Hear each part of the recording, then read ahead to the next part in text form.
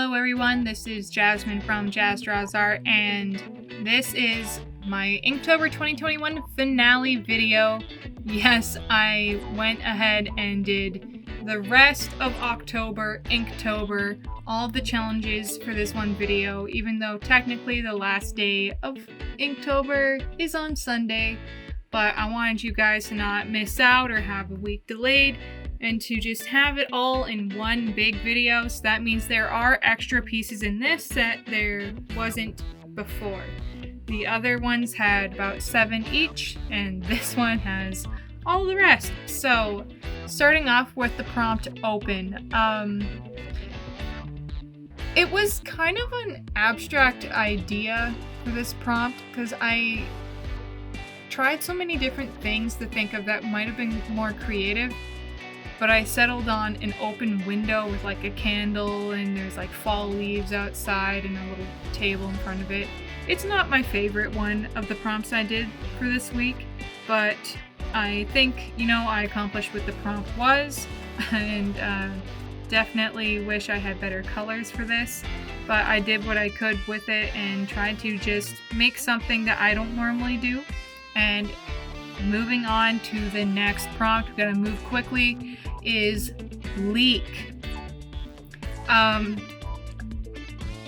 thought about like a pen leaking or a bottle leaking, but I really like the spooky idea of like a skeleton drinking like a wine or a red drink, and it's just bleeding down him, so it's leaking out of him, kind of like from, I got the idea from the Pirates of the Caribbean when the pirates turned into like the skeleton crew, and when he drank, all of it started spilling through his ribs and his bullet holes and stuff like that. And so I really like that creepy idea, and I went with it and just, made this one up. I tried to keep it simple, just black, white, and red. Very effective. Alright, this next piece is extinct. The prompt was extinct, and I know very many people did dinosaurs, and normally I try and do something a little more my thing, like unique, but my thing is dinosaurs. I absolutely love dinosaurs. I always have since I was a kid, and I even recently went to a dinosaur museum in the province that I live, and had a blast. So there was no way I wasn't going to draw a dinosaur, and I wanted to draw something big, toothy, and scary because of Inktober, Halloween, scary, all that. So instead of like spooky, I just went with, like predator, scary, and I love to draw T-Rexes. I draw them a lot, but I did consider doing some other different dinosaurs. Alright, on to the next prompt. This prompt was splat, like S-P-L-A-T, and I thought of like splatter, you could do like blood splatter and all that. I didn't want to be like super gory or anything, so I did, because this is Inktober, I did some ink and a quill, and it's dripping ink, and I didn't like the way I stylized all the ink coming off it later. Liked it better before. But moving on, this prompt, gotta keep moving fast. This prompt was connect, and connect was it could be a lot of things. My mind originally went to like Connect 4, but why would I draw that? That's kind of weird. So I actually drew Jim and Pam Halpert from The Office, because I think they're probably my favorite like TV couple, and they're really cute, and they have a great connection, a great friendship that bonded into the relationship they had later. This isn't like 100% the best, but I did what I could because I was trying to get all the prompts done quickly and still have somewhat decent drawings, so I think it turned out not too bad. But definitely don't critique me on how realistic this looks, because it's not going to look realistic. This is kind of just my style as fast as I can do it. But I still really like this one. I think it's cute. Adding a little bit of detail to Jim's hair. And moving on.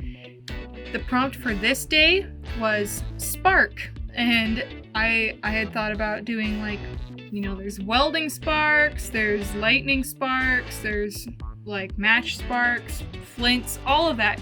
like literally sparks. I thought, why not do something a little different from the stuff I've been doing? And I drew Sam Sparks from Claudia the Chance of Meatballs. I think her character is absolutely adorable, nerdy. I relate to her because I am a huge nerd myself, and I really like this kind of cutesy. It's not Disney-ish, but you know what I mean? It's similar. It's that kind of new animation style. I really liked it. I love the big eyes and the rounded face and the cute glasses. I really enjoyed drawing this one. This is a little bit more in my comfort zone. I know it's not 100% like to her likeness, but I think it's close enough, and I like the way this one came out. I especially love the glasses. You've even seen in my logo, I have those glasses. I love them. Alright, moving on to the next day. The next prompt was crispy. And anything that I could find after searching the word crispy was food. And I wanted to not draw food, especially because I was really hungry at that time. And so I thought, let's keep it fall themed. And I did a leaf, like a dry leaf. And of course I did a maple leaf because, for one, I think they're the nicest looking leaf, and two, I'm Canadian. So here we go. You know, it fits. I didn't have to do it. I just really like the way they look, and I thought it'd be the most interesting kind of leaf to draw. But it's a dried leaf. There's not much to this one. It's pretty simple. And moving on, I decided pumpkin patch was the right kind of thing to go for patch in my prompts here. So I didn't draw like a full-on pumpkin patch. I just drew 2 pumpkins. You get the idea. I just kept this one simple. I really like just having like the center focus not be taken away by a big background and a whole thing, especially since my markers are almost completely dried up at the end of this challenge now, so I'm really trying to work with what I got. Moving on! The next day was Slither. I thought of Slytherin, I thought of snakes. There were different things. I originally thought Nagini. I know I've done a lot of Harry Potter things lately, but I ended up going with the basilisk, the big giant snake that Harry fights. And I just drew a tiny little like silhouette figure of Harry Potter running away from the basilisk, holding his arm up so he can't see the basilisk's eyes. I did make the head of this one look a little bit more like a dragon just because I wanted it to look different than just like a snake. I wanted it to look more like a monster. I didn't 100% follow what the movie's adaptation looks were for it because I had it pictured in my head when I read the books a different way. And so I just kind of made it up as I went along as I pictured it in my head. I did reread the series lately, and so I was trying to keep that fresh in my mind and just add little details and a little bit of shading at a time and keep a very simple background so the focus is all on the characters. As you can see all the lines in this because my markers are very much drying up, but I think it adds a cool kind of texture to it, and it helps it not feel like the background's so smooth, and so it kind of brings more attention to what you're supposed to be looking at. And the final day, the final prompt was risk. There are many different things you could have done for this one, and if I had taken more time and had more time to do this, I might have spent more time making it look like them. But I thought, who risks themselves more than Sam and Dean Winchester from the show Supernatural? Not gonna lie, I have drawn Jensen Ackles quite a bit because I based my superhero in my comic after him, but I haven't drawn him on paper like this in a long time. I'm used to drawing him digitally now, so I can adjust all his features and everything and proportions, and so it's easier to fix it to look like him. Whereas traditional, you can't do that, and you kind of just have to go with your mistakes and do your best. So yeah, Sam looks pretty weird in this, and Dean looks a little off, but you get the idea. You can tell who they are. I decided to go with season 1, Sam and Dean, just because, you know, it's the beginning of the story. I did not like the ending of Supernatural, but I did love the beginning, and it's one of my favorite seasons, so I thought, you know, why not draw them? They're more like my age in this too, so it's a cute idea. And I love Dean's leather jacket. That was actually their father's and everything.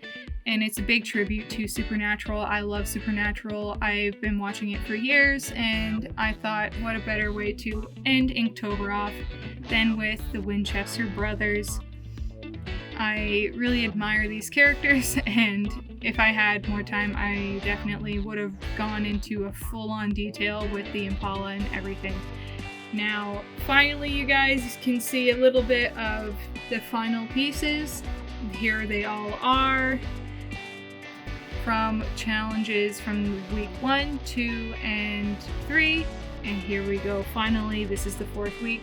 And so I compiled all of these so you could see them each in their glory, all the work, all the short amount of time they were done in, some better than others, some alright, but I'm pretty proud of myself for doing this challenge. It's not an easy thing to do, where you'd think, oh, you're just drawing every day. You know, a drawing a day, that's not too bad. But I really had to scrunch this in.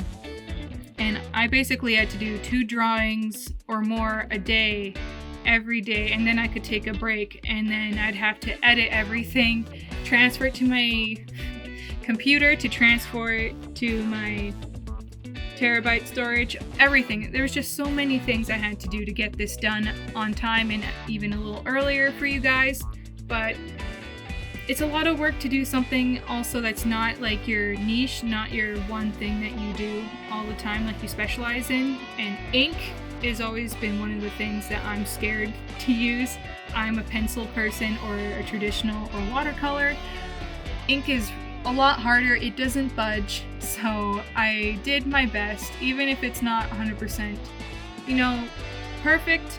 I still tried, and I made things I didn't think I was capable of making, so I'm proud of myself for finishing this challenge and getting everything I need to do done.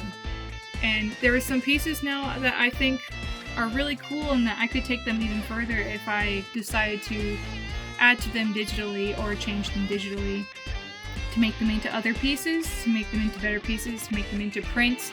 There are so many different possibilities I can do with all of these, and it made me think outside the box. It made me think of, what do I like to see? What would I enjoy seeing other people draw? And sometimes you gotta know when to amplify it or decrease it to make it more interesting. There are so many different aspects of this challenge that kicked my butt though, not gonna lie, but it was worth it. So I'm happy to say I finished Inktober 2021. Thank you so much, you guys, for watching. Make sure to like this video and to subscribe for more content like this, and I'll see you guys next week.